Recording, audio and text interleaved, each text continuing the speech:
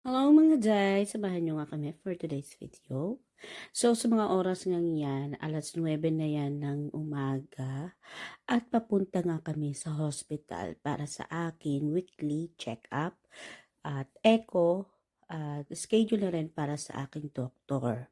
So, mabilis lamang yung naging check-up namin today at himala talaga mga guys.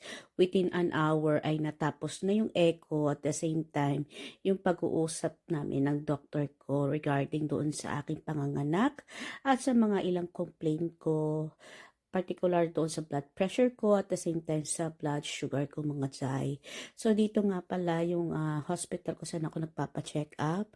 As usual, kasama namin si Sarah at ang aking biyanan dahil siya ang naghatid sa akin at nag-aasikaso na rin at the same time.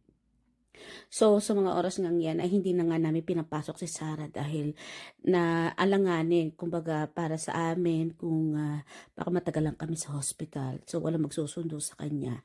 So, kinagabihan nga mga Jai ay meron akong klase. Yes, nag-aaral po ako habang buntis. O di ba, napakasipag natin. So, nandito na nga ako sa school at si Papa Lane yung naghatid sa akin.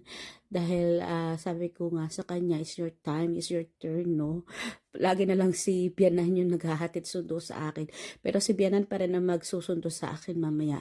So medyo late yung tapos ng class ko is 9:30. So break time namin yan sa mga oras na yan. Pauwi na nga ako, di ba? Ang bilis ng mga oras mga tsay.